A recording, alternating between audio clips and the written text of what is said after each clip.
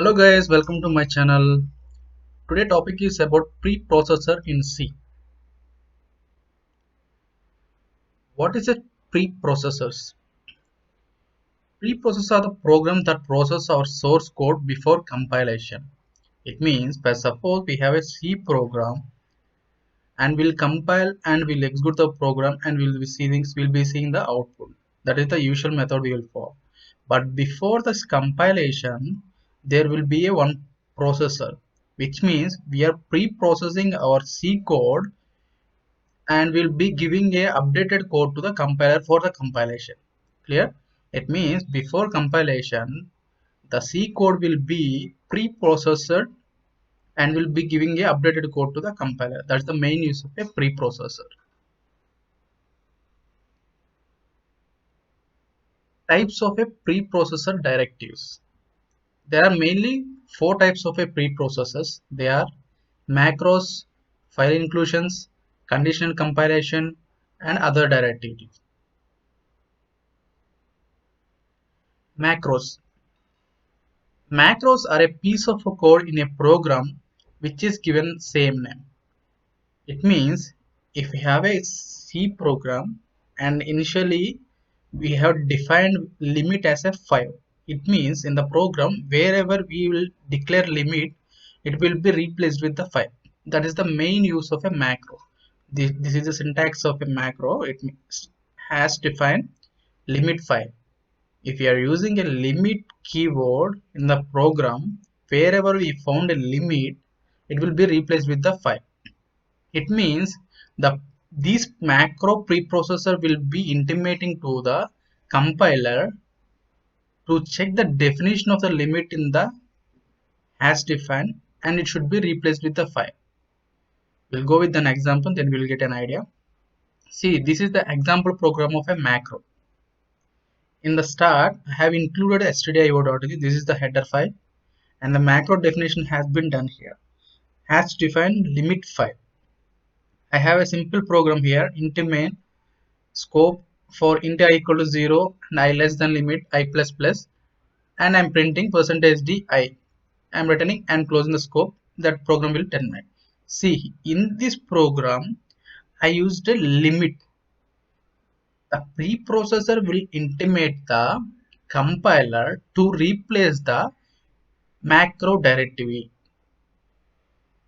Macro directives. It means by compiler by seeing this limit, it will check for the definition whether it was in this program or not. It will found it is has a hash defined limit 5. The compiler will found the definition of limit as a 5 and the limit is replaced with the 5. That is the main use of a macro. See, and whole if this is only of 10 line of code, if we have a 1,000 line of codes, it would be very difficult to go and remodify the code every time, right? If we have a macro means if we change the macro here, suppose we have a macro in the header file. If we change the limit as a 6 here, it would affect in whole program wherever the limit was declared. That's the main use of a macro. Then output will be 0, 1, 2, 3, 4. Since limit has replaced with a 5, since it was defined as a limit 5 as a macro, the compiler will replace the limit as a 5. The output will be 0, 1, 2, 3, 4. That is the main use of a macros. File inclusion. This type of a preprocessor directive tells the compiler to include a file in the source code program. We know that if you have to write a program, there should be a header file as well as a user defined file also will be useful. See, header file, main use of header file. Suppose you have a C program with the printf and scanf in the state functions in the program. Compiler doesn't know what is a printf and scanf usually if we don't include the header file stdio.h. By compiler will see this printf and it will check for the definition of this printf. This definition of printf and scanf has been done in header file, that is stdio.h. That is the main use of this file inclusion directive. And user defined files. This is also useful. Suppose if you have a two files, one is first file.cc and another is second file.cc. For example, in the second file.cc, we have to include the first file, means that we call the user defined files. It means you can see here, when a program becomes very large, it is good to practice to divide into smaller files and include where and whenever needed. These types of files are user defined files. It means we are including our file, we including our file which you have written. These are the user defined files. Clear? File inclusion will be having a two types, that is header file and user defined files. Header file is obviously the definition of the all the functions and libraries will be defined in the header file. Example program of a file inclusion. See, as I told earlier, this is the program of a second file.cc. This program name is a second file.cc, and I have included the header file stdio. As we discussed earlier, file inclusion have a two types. This is the header file. Stdio is the header file. Hash include first file. I am including the first file. This is the second file program. Already considered we have a first file.cc. I am including the first file here. This is the user defined inclusion, file inclusion. This is the header file inclusion. This is the user defined inclusion. I have a program int main. I have declared a variable here. I am printing and scanning and terminating the program. See, compiler doesn't know while it is compiling, it will check for this int a. It will int a has declared here, and there would be no error here. By seeing this printf, compiler doesn't know what is printf and scanf, and the compiler will check the definition of will check for the definition of this printf and scanf. This definition of the printf and scanf has been done in this file stdio.h. In this file, the definition of printf and scanf will be done. That is the main use of a file inclusion preprocessor directivities. It means it will intimate the compiler to check the definition of this printf, and it will perform its task. Clear? That's the main use of a file inclusion. Conditional compilation directive. The name itself, we can see it's a conditionally. It means it will compile based upon condition. These directives helps to compile a specific portion of the program or to skip the compilation some specific part of the program. It means it is a condition compilation. It can skip the compilation or else it can compile a specific portion of a program. That is the main use of this conditional compilation directivities. This can be done with the help of two processing commands. Those are ifdef and endef. These are the commands which will force this conditional compilation. We'll see an example. See, example program of a conditional compilation. I have a header file here and I have macro definition. Has defined country. Whenever we see the country in the program, it will be replaced with India.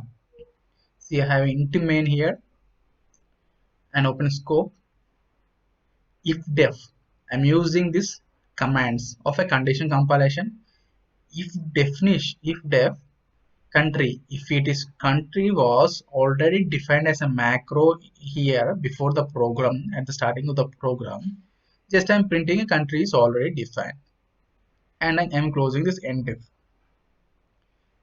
For checking, if not defined, if and def means if not defined, state printf. State, see, in the starting of the program we have not defined any macro for state, correct? Just I am for understanding, I'm printing state is not defined. Since state is not defined as a macro here, again I'm trying to define here as defined state I'm declaring as a partner. Again I'm printing state. That's the main use of a condition compilation. Here it can be check for the whether macro definition has been done in the starting. If it has definition has found in the starting, means okay, you will use that macro definition. If not, we can if not, we can again define the macro here in between the program. That is the main use of a condition compilation program. Here, other directives. There are two more directives which are not commonly used. See, majorly we won't use these directives in our programs because sometimes the depends upon the compiler, it might execute, it might not execute while the compilation. See, basically we have other directives as two types here. Undef directive. Undef directive is used to undefine an existing macro.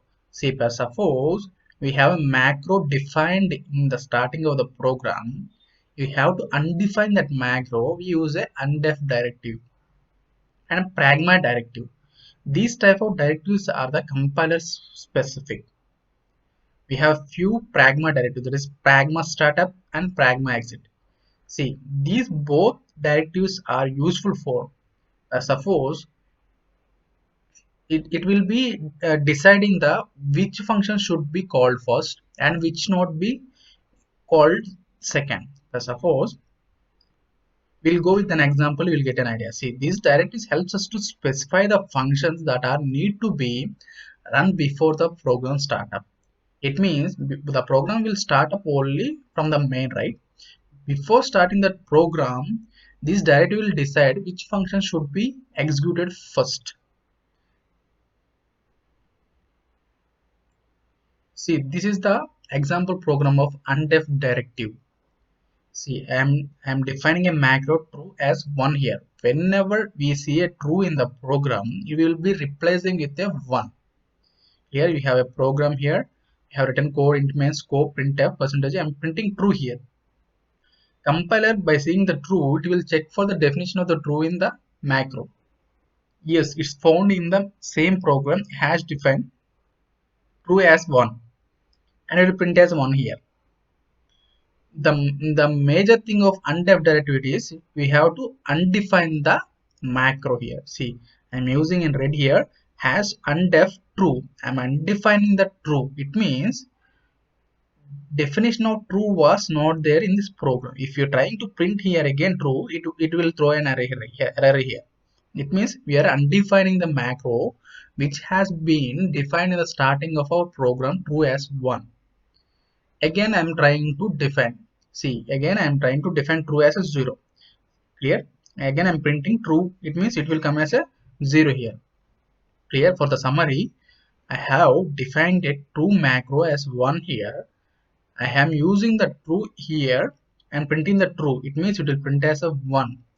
Since I am using an undefined directive, I am undefining the true macro. It means true was defined first here as 1. After undefining, there was no any definition for true in this program. Here, if you try to print true again after undefinition, it will throw in an error. Again, I am defining true as a 0. Again, I am printing true. It will print as a 0. That's the main thing about undef directive. Pragma directive. See, here I have a code of almost 10 lines. See here, I'm using int main void function. I'm calling void function and I'm calling function 2. I'm printing inside main. Usually the program should execute as first it should be execute as a function 1. It will go here and it will print as a function 1, and after execution of function 1 it will go to function 2. It will print as a function 2, and after function 2 it will print as inside main. The output should be a function 1, function 2 and inside main usually as per this code. But I have used a pragma startup function 1 here. It means this pragma directive will intimate the compiler to run the to compile function 1 as first, and again I'm using a pragma exit function 2. It means it will intimate the compiler that exit should be done with the function 2. Here see, intimate, since we have defined this pragma startup and exit, since pragma startup function 1 was startup is as function 1, The compilation will go like this: int main scope void fun. Usually the compilation should start from int main, but since the pragma startup was function 1, the compilation will start from function 1. First it will print as a function 1, and later it will print as a inside main, and we have a pragma exit function 2. It means the exit will come to as a function 2. The output would be like function 1, inside main, and function 2. Since we have a pragma directive to start up as a function 1, the compilation should start with function 1. It should end with function 2. In between this, we have a main function. It means the compilation usually start from main. Since we have a pragma startup as a function 1, it will execute, it will compile first function 1, and it will compile main here. Since pragma exit is function 2, it will compile the function 2. That's the main use of a pragma directive. Hope you all guys are clear about this topic from this video. Please share and subscribe to my videos.